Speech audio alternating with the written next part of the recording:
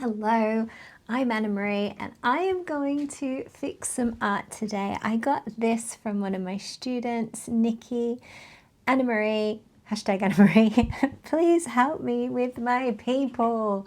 And yes, you can see here we've got two people in this painting. We need a little bit of help with the people, but I've got to also say we need a little bit of help with the perspective as well. Thank you so much for sending this in and for asking for help, because it's only with good feedback that you are going to progress. So let's get that going and started today. Now, Nikki is a student of mine already, so speaking specifically to Nikki, hello, lovely. Inside the membership portal, there is a whole lesson on people, and you will find a formula there that I do, which is the 8 head versus 3 shoulder rule, and you can go ahead and practice that for the main picture. So we've got 1, 2, 3, 4, 5, 6, 7, 8. And then let's just take a look at the head of this body as well, and we can see here that the head is not 8 times repeated down the body, which is the formula that will help us be able to make sure that we have exactly the right proportions for this lady. But we can kind of see that we have maybe, what is it, 4? It's only repeated 4 times down the body. I like to repeat the head down to the underarms, the belly button, then down to the bottom, and then we have this really beautiful flowy skirt that we can kind of put down here at the end. And then we can go on to putting in the other lady who is in the mobility scooter or the wheelchair. For that, we're going to just use the guideline of where your underarm is to start off her torso, and then we're going to do a very easy kind of clip art feel to the wheelchair in the picture as well, just so that we can identify it and so that the shapes stay really, really basic. We don't want this picture to be about how detailed the shapes are. Your painting that you submitted isn't about detail of the shapes so much, but we do want them to be recognizable. So we've got really recognizable shapes here that we can go in and use. We can use the whole formula for making our people, and that's going to really help our artwork feel like the people don't take away from the theme of the painting, which is beautiful, happily ever after. So let's have a look at the painting now and see if we can make it so that it looks a little bit more in perspective. And the first thing we have to do is find our horizon line. You can kind of see from the picture that the shape that the student wants to do, where we have a little walkthrough, and having talked to the student, it's really important for her that we have a little archway in the middle so that they can walk through it, they can go through it. And what has happened in the picture, we can definitely see that in the photograph there's an archway, and you can even see in the photograph that it actually goes, there's a little cross section here, and then it does go up, and then it comes back down and it goes up. So that is correct. What she's drawn is correct. However, the horizon line is in the wrong place, and it looks like the people are heading up a hill. So what we need to do is find that horizon line, and then that's going to set everything else where we need it to be. So let's place one of our characters here in the spot where we want them to be for the painting. And then we've got this horizon line here that we can draw, and it's always at the eyesight, kind of where your eye line is.